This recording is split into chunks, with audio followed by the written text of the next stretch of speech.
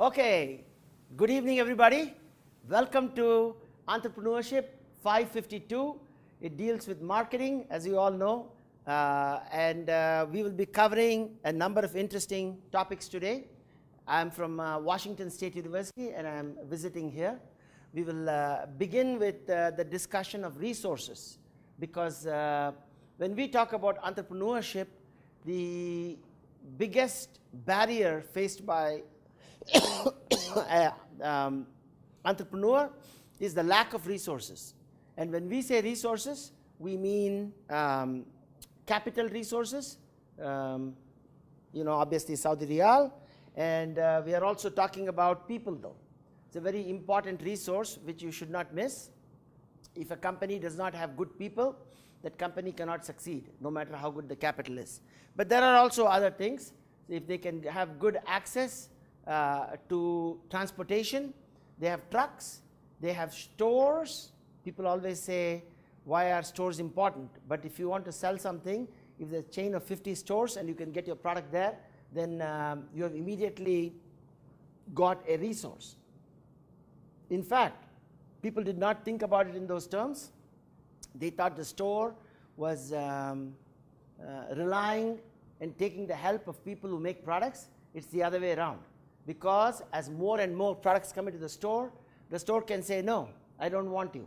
So this is why there is a concept called slotting allowance, so that if your product is new, you actually have to pay the store rent for the shelf. It's a very unusual concept. But what they're saying is, if I put your product, I have to take out some other product. So unless I can make more sales from your product, why should I take out the other? So to compensate for slow-moving products, you may have to pay a little bit. Okay? So entrepreneurs, as we discuss here, they have less capital at the starting stage, and that makes sense. If you have a lot of capital, then you tend to waste it, so it makes sense to have less capital. And then we call it staged capital. And in staged capital, what happens, of course, is, so we have stage one, maybe you're starting the business, then people invest, and you have stage two, and until you complete stage one, which you have promised in your business plan, they don't give you any money. And sometimes this is stage two, then stage three. And this makes sense, because if you give them all the money in the beginning, they tend to waste it. And this is a huge problem.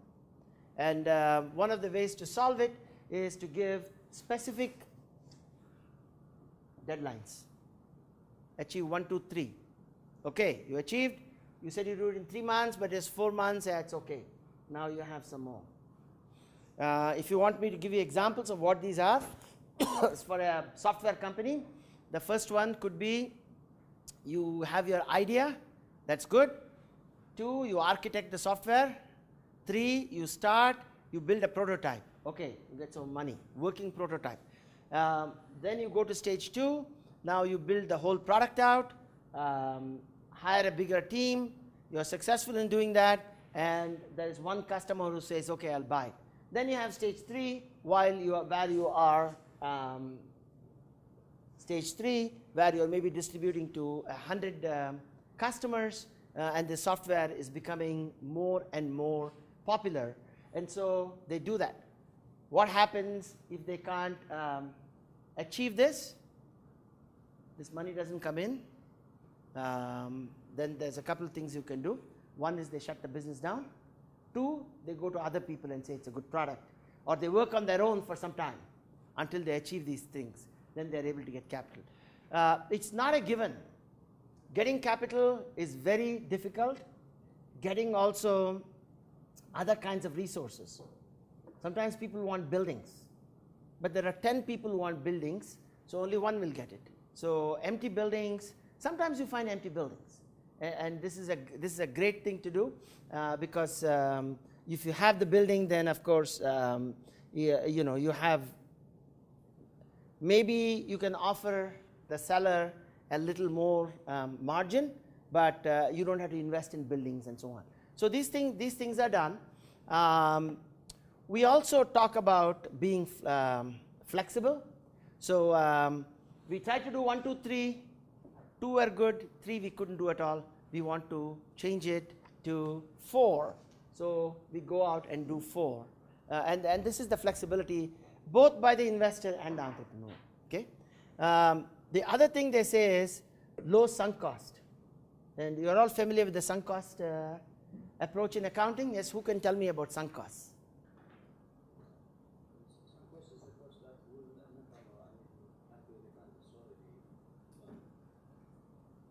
And there's no point in considering it moving forward. But what they say is the investor doesn't want too much of this cost, because if it's going bad, they want to stop. And things are like this, you know. You build an amusement park and you realize there's not going to be enough demand. Well, then you think, well, maybe I don't want to build an amusement park, but you lost some money. Yes, but if you build the park and lose money, you'll lose more. So stop right now. These things are relatively common. So low sunk cost, and then keep fixed costs low. Too many people, when they want to start a restaurant, they buy the restaurant land and put up the building structure. It's not a good thing to do. Keep it low. I know a lady, she worked in a bank all her life. So she said she knows money and all these things. She says, I want to open a restaurant. And her daughters and granddaughters said, you know, you don't know anything about opening a restaurant. She said, opening a restaurant, I can cook better than anybody. Okay, you can cook, but don't do it. She wouldn't listen. She borrowed money from bank, and she built a beautiful Mexican restaurant. Very nice, very authentic, nice floor, and she buys only all new. No second hand, all new. She put a lot of money into this, and she built it in a small town, very small town. And there are not enough people to eat Mexican food there. Not her fault. There just aren't enough people. What do?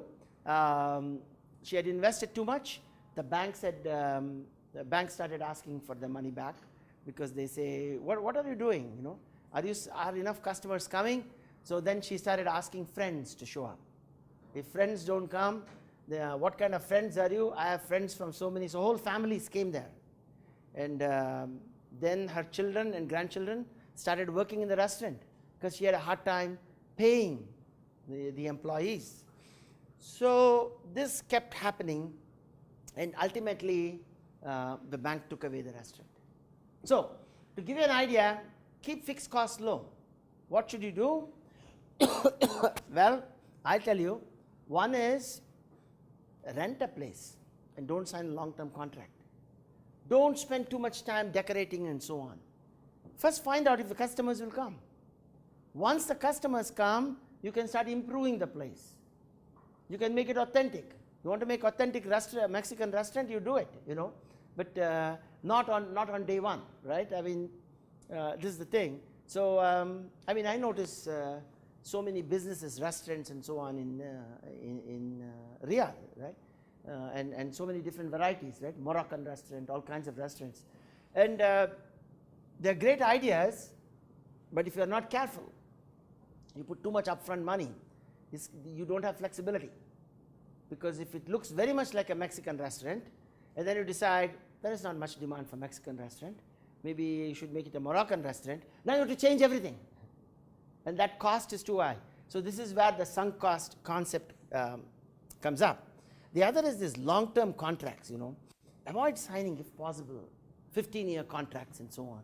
Because if you want to make changes, maybe you want to move to another location, but you are not able to do it because you have signed some agreement, okay? The other thing we say is this concept of brain trust, okay? And the concept of brain trust is you need to, when you start, let's say you're starting a business. What kind of business do you people want to start? Your business? Yeah, software company. Software company. We say that you need a group of people who can help you, who can add to the company. What kind of people are they? One, people who understand software. So you make a list of these things. So this is what you'll do in the assignment. What kind of people? You'd be surprised. You may need to know a few good accountants, and they can help you. They may not all work for you, but you need to know these accountants. Okay. Then we have a people, maybe a lawyer. Lawyer is useful because to create the firm, to issue shares, all these things. They know how to do those things. Then get a couple of people who are going to work for you who know that market for selling. I'm not talking about creating the technology.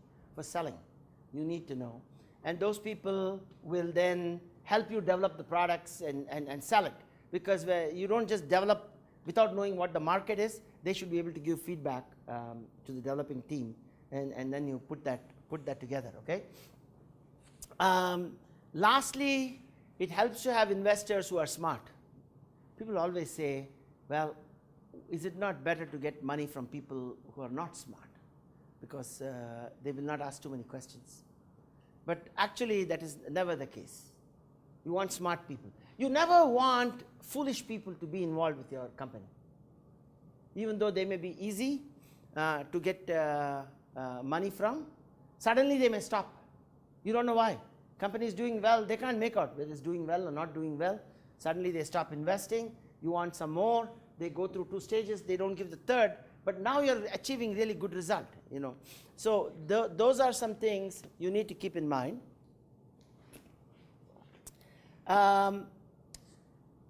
You make a list of these people, and then of course you might make them advisors and directors. So not all are employees. You never have. It's become very common in software field to have a board of advisors. And we will talk about the differences between board of directors and board of advisors. So it's a second group of people, okay, who can give good advice. So we look at this and we go a little further. Try to use OPR. What is OPR? Yes.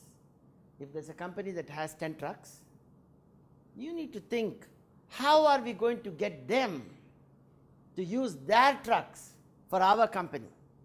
And you might say, who would need trucks? Any of your businesses, who would need a truck or transportation? Yes?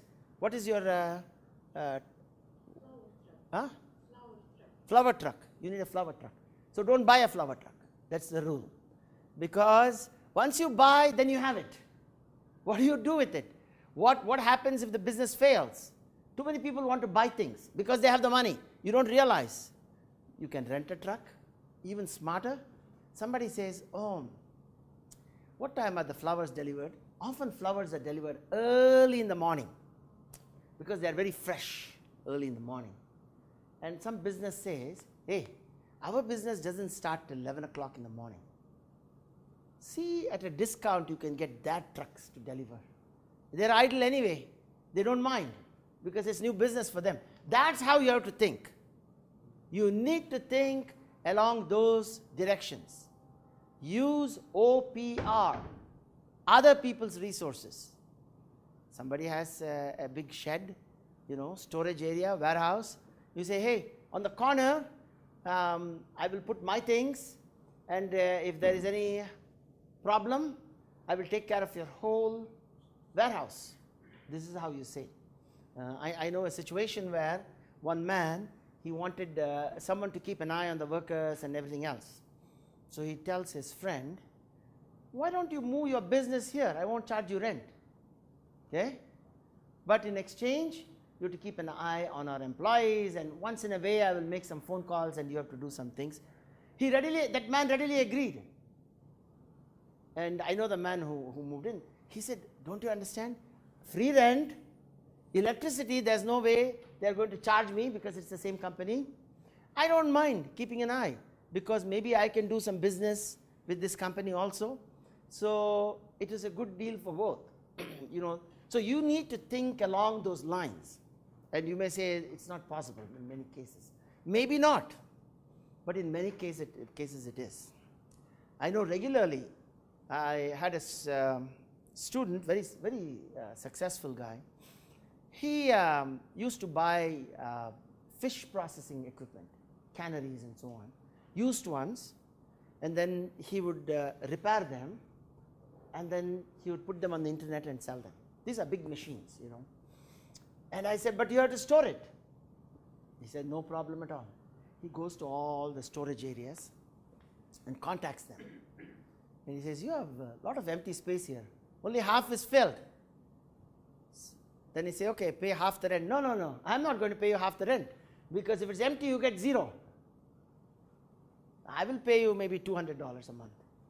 And I said, how would they agree to this? Huh? How would they agree? He said, it's very easy. Otherwise, they get nothing. You understand? These are the smart ways to think, you know. So, other ways is somebody else's salespeople will sell your product. Somebody has 20 salespeople. Why do you want to hire salespeople to sell it? Ask them, give them a commission, the company gets something, you're done. They're anyway going to selling to hospitals. It's very common. They take 20 products to the hospital. Can you take 2 more? Of course. They're going to the hospital anyway. They just need to show some brochures. You show 2 more, you're done. So those are the ways to think. So then what do? You have the board of directors, board of advisors. Okay. So I want to explain how this thing works.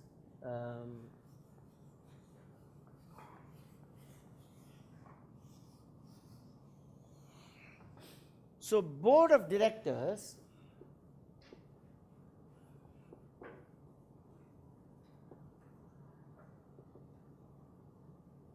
will be founders of the company, usually investors.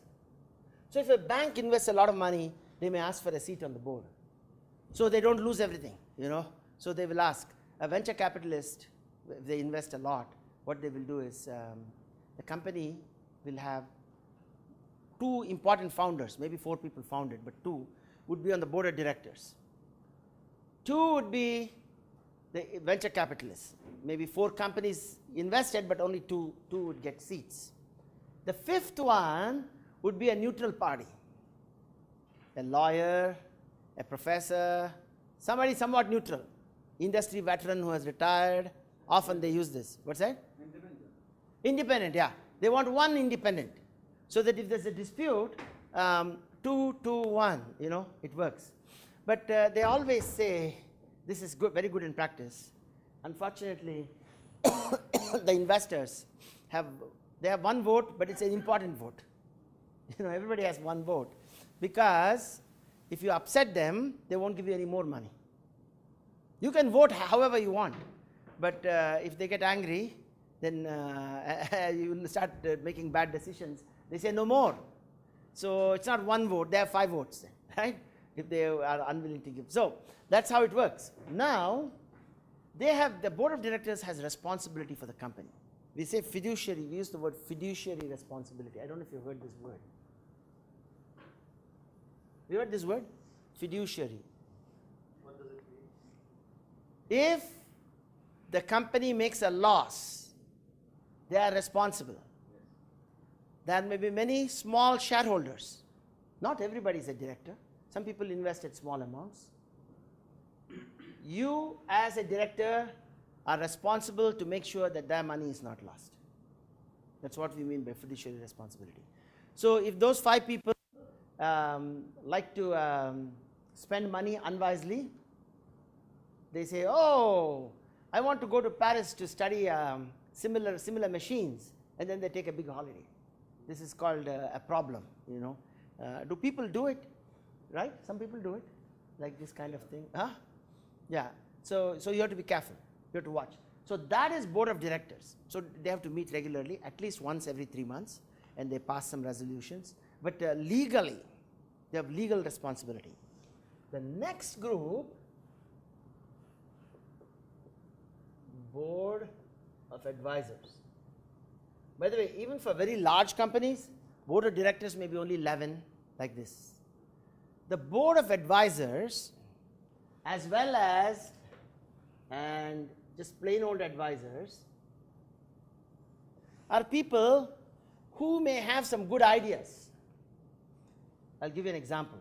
Somebody retired in some kind of software. What kind of software are you people doing? Web applications. Okay, what kind of web applications? It's like portals where the SMEs can go and register and seek advisors. So, there is somebody who was successful in doing SME, and he wants to be advising you, but doesn't have much time. They will only do one or two things. They will join the board of advisors. So, what about advisors? You could also, company could have, they might give them little shares. They don't pay them much. These people in the Silicon Valley, unless they're very big companies, also don't get paid. In other companies, they do. Tech companies, often they don't get paid. They get stock options. Okay. So, there are questions you have to ask. They don't, if they don't invest, then you should be careful of such directors because they don't have that much to lose. We have a term, I don't know if you've heard of this term, skin in the game, they say. That means if the company gets hit, the board of directors also gets hit. It's called skin in the game. Otherwise, see, company, nothing. You also have, when the company puts its hand forward, the director also is putting his hand forward so that he gets more the benefit and the cost. So that's why they say they should own some shares. Then the share will go up or go down. Otherwise, it doesn't work. Okay? Can someone from the advisory board convert to be in the director board? Yes. But here they, see again, depends on the type of business. I'm referring to small tech companies. They can. If there's an opening, they can. Some don't want. Because a board of advisor does not, you cannot take him to court. But here you can. They don't have that fiduciary responsibility. They say, I gave some advice, it may have been bad, but so what? So many give advice. It's harder to go after them. So these people oftentimes have what's called D&O insurance. Have you heard of this?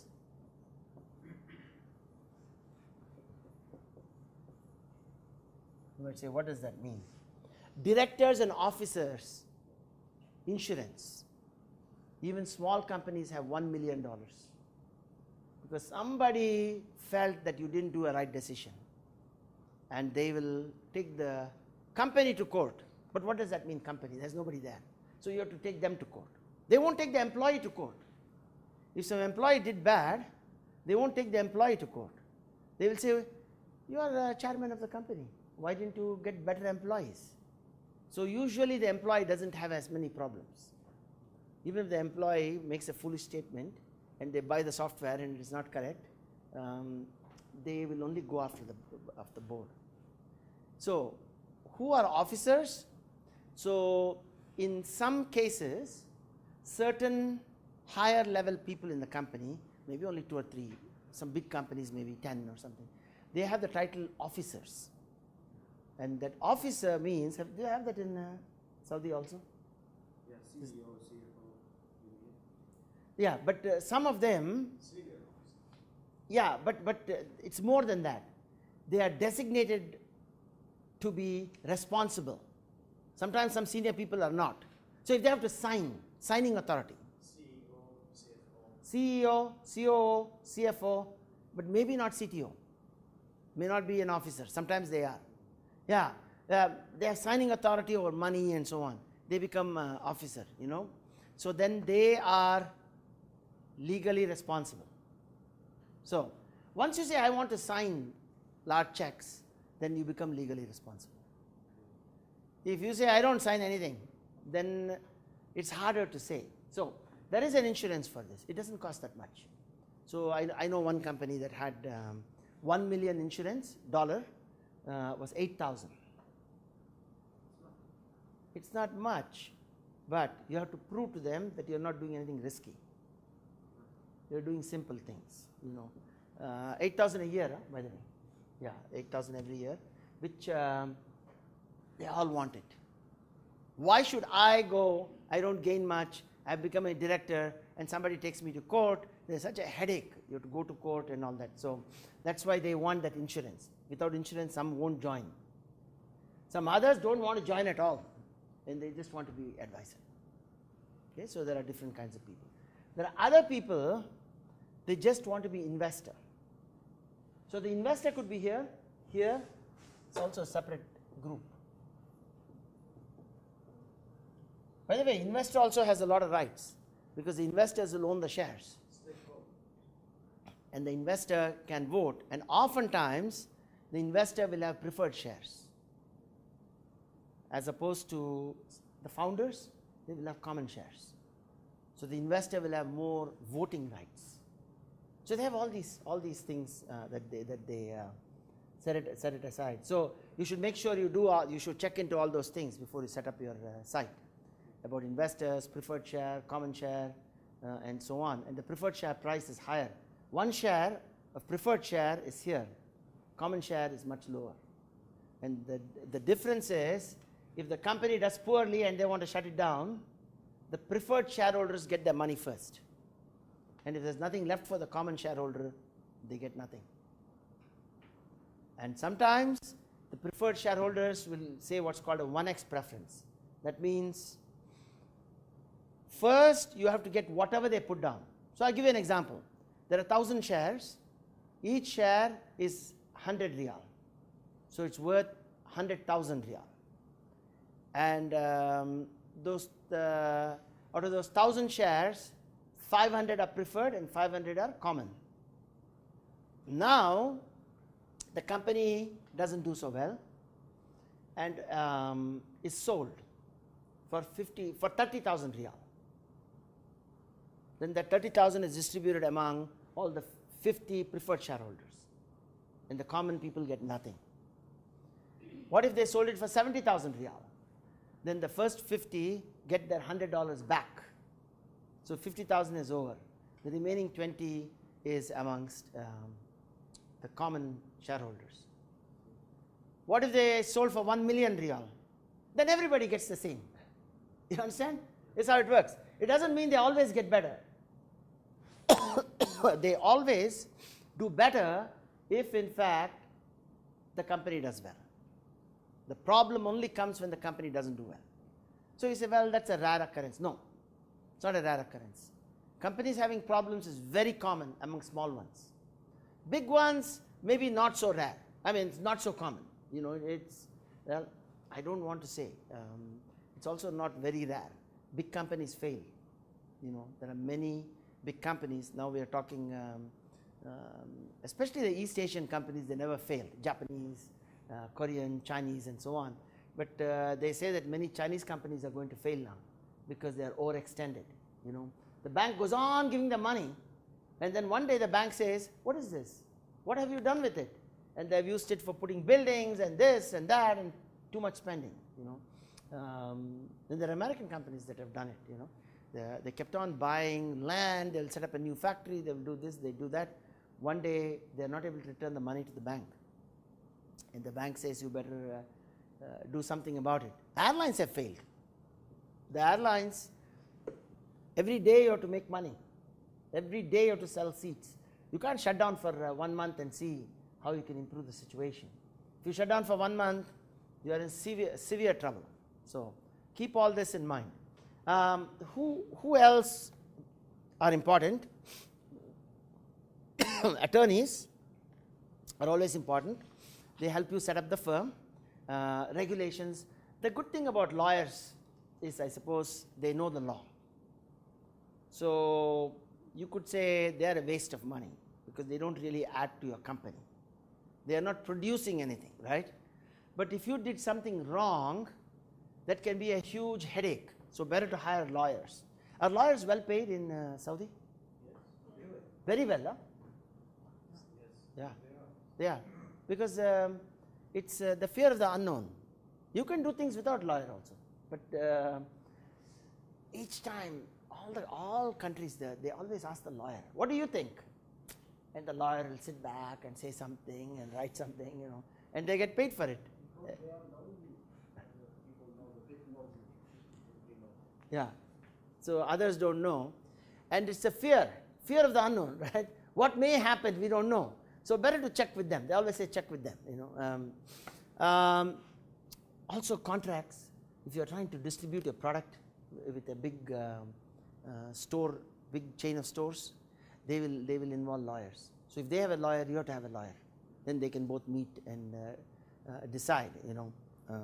Things like this, you know, oftentimes they are small things. What happens, you send us 40 tons of your product and we only sold 30 tons. Can we return 10 tons?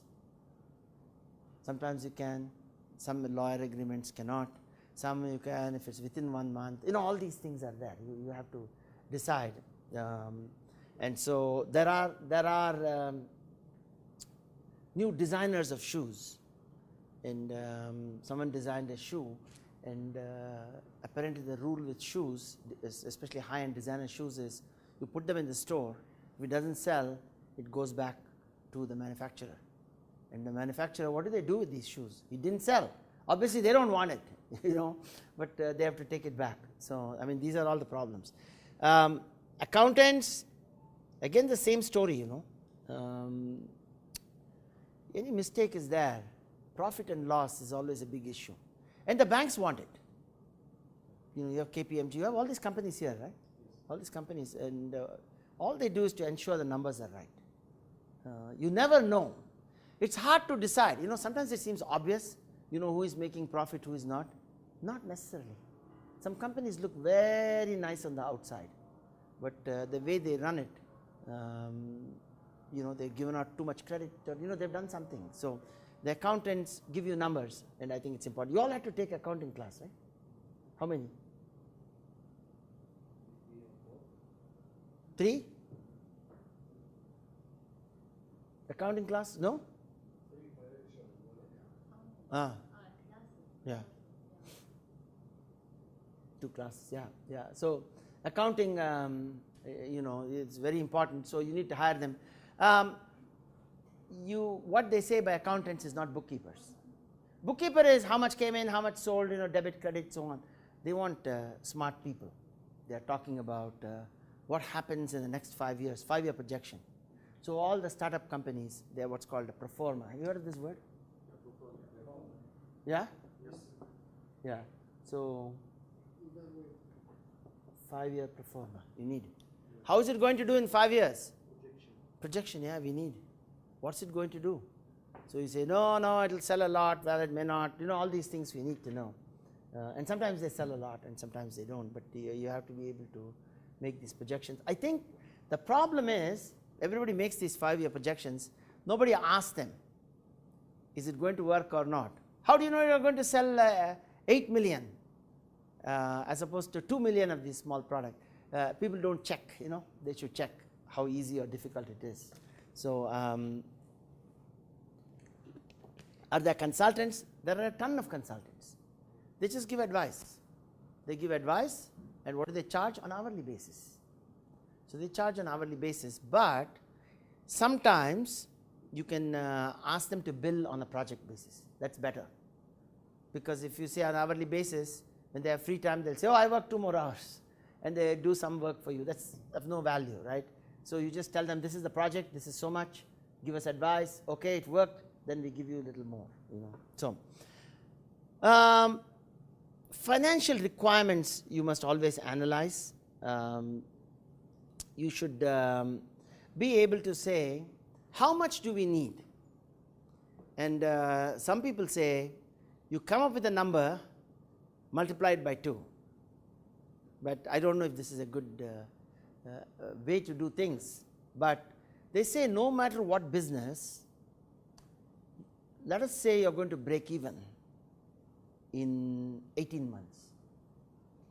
You should never calculate so that you are down to all your money is gone on the 18th month and 19th you are going to be okay.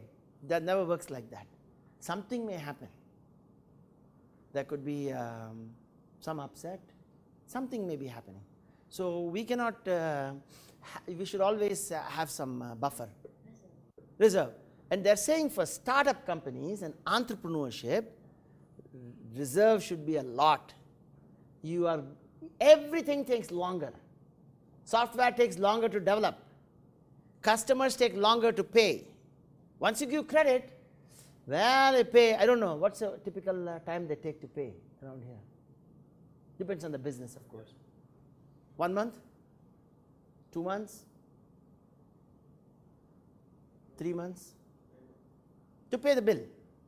So you supply wooden sheets to some company. They want wooden sheets. They say, okay, send us a bill. You send a bill. In some smart companies, they send it the same day. They don't wait for 1 week to send the bill. In fact, they hire financial managers. That is just their job. As soon as it happens, send the bill and make sure and make a call so that they know a bill has gone there. Because salespeople don't care. Once they make the sale, they have succeeded. But the finance people have to go out and get, because otherwise your requirements will be more. You're going to get it, but it may take another 6 months. How do you operate for another 6 months? You have to get more capital. So those issues have to be kept in mind. And also, a few people will not pay the bills. And there could be 100 reasons for it. Their business shut down. They said, we have cash flow issues, so we won't pay you. We pay somebody else. So I know one software company, they said, well, it's coming, money is coming, but the people we send our software to, they're taking 3 months. So you have supplied a team to work, we will pay them after 3 months. So what do? You cancel the contract or you keep working? Most people say keep working. Another solution which is very common, may happen here too, you get 2% discount if you pay within 10 days. Because otherwise it's 30 days is the custom, okay, 30 days. After that they charge some fees, a fine, this and that. But if you pay quickly, some people like to do this.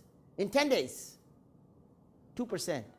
So I asked one of my MBA students, why do you want to give them 2%, Tell them to pay quickly, just send them an email or a phone.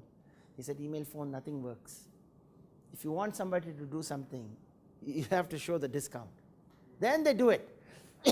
Otherwise they say, oh, this is weekend, it's this, it's that. They won't. But if you offer 2%, see, if it's 30, some may take 35, 40, 45. But if you say you're giving 2% discount, they say, oh, if it goes beyond 10, it's a problem. We'll send it by 5 days only. And you have to ask the investors for less money when you're able to do that. So those are things that we consider.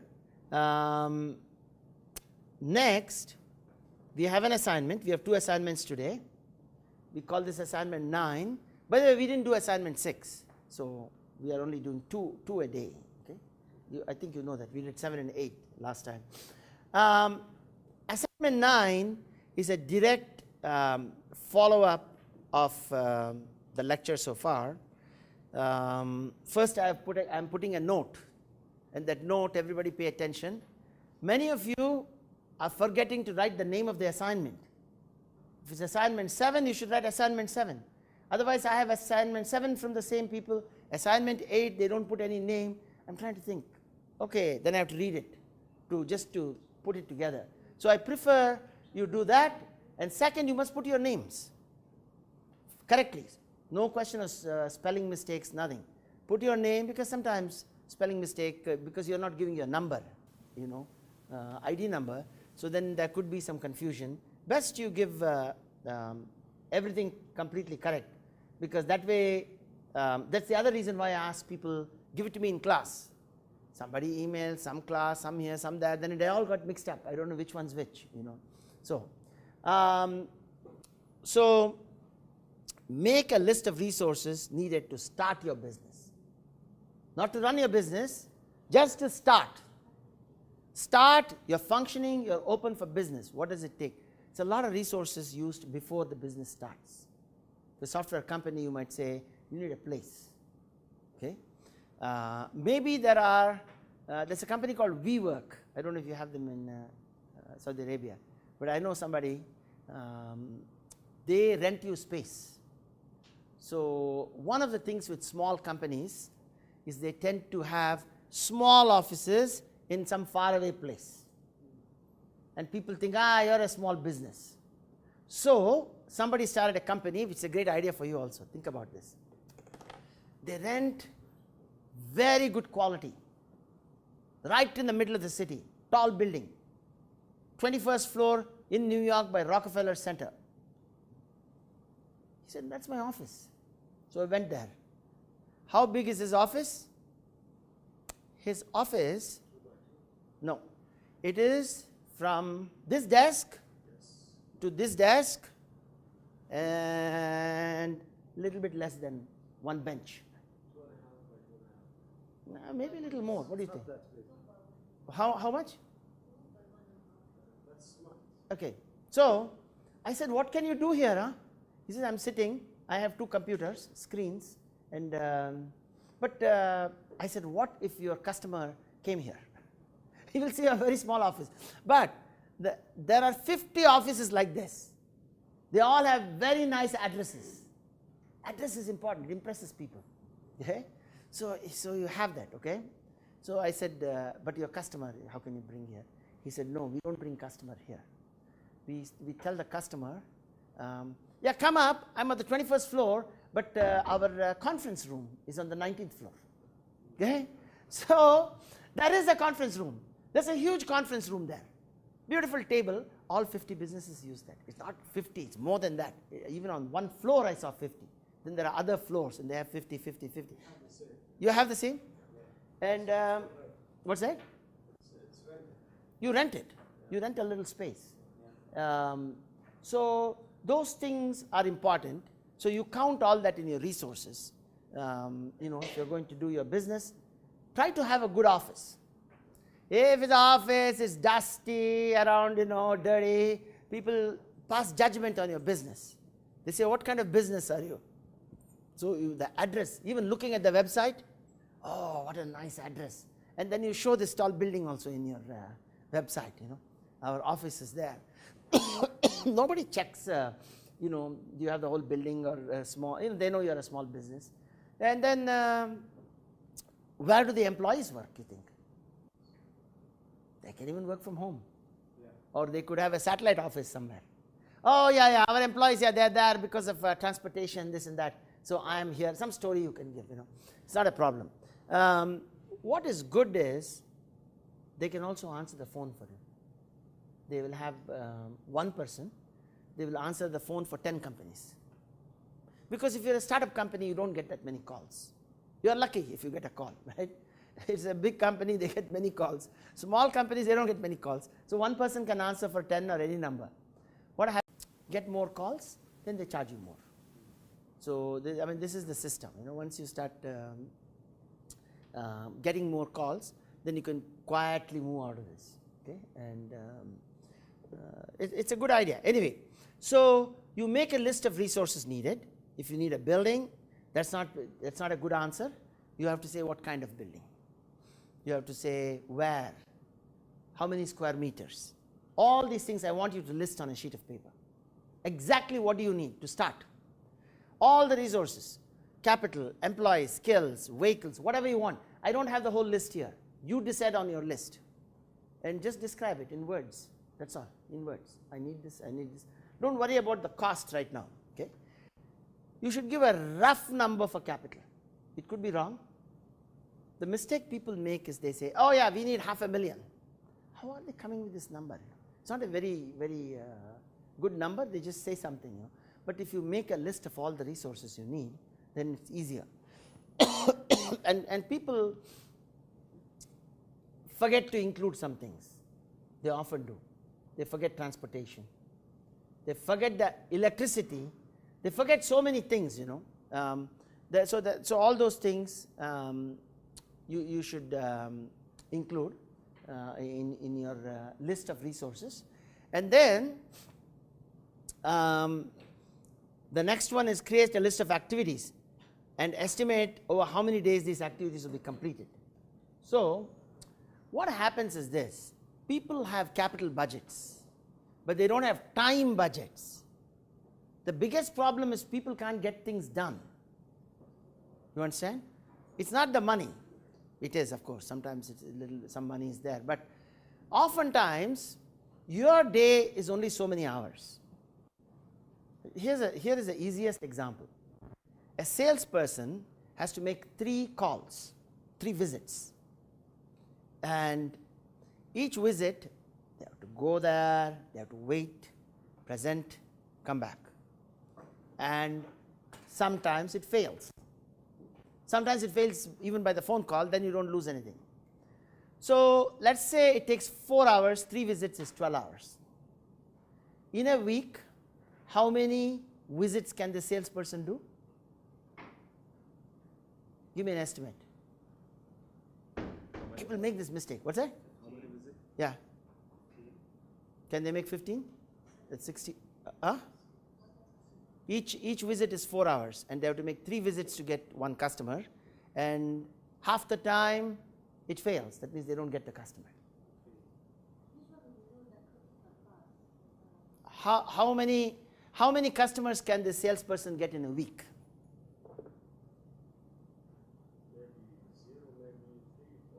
Can they get 4? They'll never get 4. I'll tell you what happens. They have to attend meetings. Then they have to make some phone calls.